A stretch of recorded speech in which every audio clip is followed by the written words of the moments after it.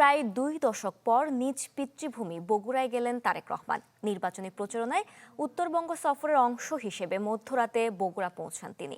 সেখানে জনসভায় দেওয়া বক্তব্যে দেশ নিয়ে নিজের কর্মপরিকল্পনার কথা জানান বিএনপি চেয়ারম্যান। বলেন, ক্ষমতায় গেলে সবার আগে দুর্নীতি নির্মূল করা হবে। সময়ের স্বপ্নের বাংলাদেশ বিনির্মাণে বগুড়ার মানুষের কাছে সমর্থন, সহযোগিতা আর দোয়া চান তিনি। এর আগে তারেক রহমান অংশ নেন রাজশাহী নৌকা জনসভায়।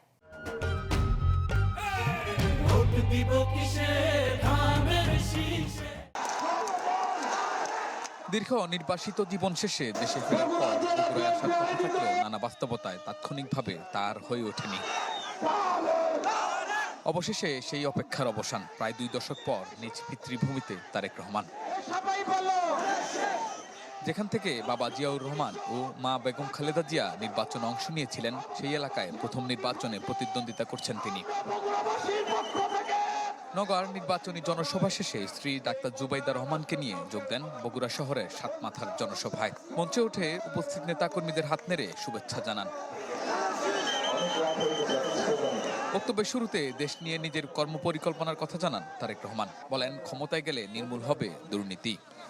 আগামী দিনে যদি আল্লাহ আমাদেরকে সেই রহমত দেয়, সেই সুযোগ দেয় দেশ পরিচালনা করা, তাহলে এই আপনাদের সকলকে চিন্তা করতে হবে।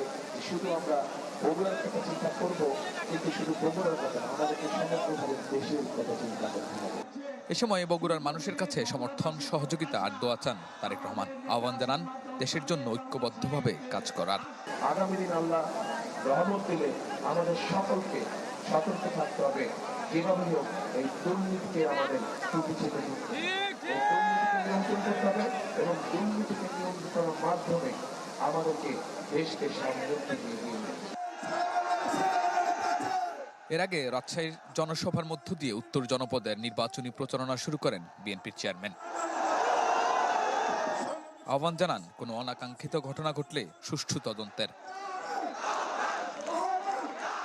আমরা ঝগড়া ফ্যাসাদ বিবাদের মধ্যে যেতে চাই না, এবং যেতে চাই না বলেই আজ আমি এখানে দাঁড়িয়ে কারো কোনো সমালোচনা করছি না। কিন্তু কোথাও যদি কোনো অনাকাঙ্ক্ষিত কোনো ঘটনা ঘটে থাকে, অন্তর্বর্তীকালীন সরকার আছে, তাদেরকে বলবো সঠিক সুষ্ঠু তদন্ত করুন।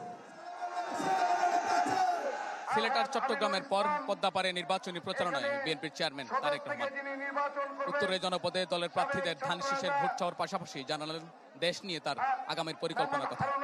দলটির নেতাকর্মীরা বলছেন, নির্বাচনের আগে তারেক রহমানের এই জনপদের সফর তাদের মনোবল যেমন চাঙ্গা করবে, তেমনি বেগবান করবে দলের প্রার্থীদের নির্বাচনী প্রচারণাও। রাজশাহী শেষে নওগাঁয় নির্বাচনী জনসভায় অংশ নেন তারেক রহমান। সেখান থেকে যান বগুড়ায়। এ সময় পুরো পথেই তারেক রহমানকে স্বাগত জানান বিএনপি নেতাকর্মীরা।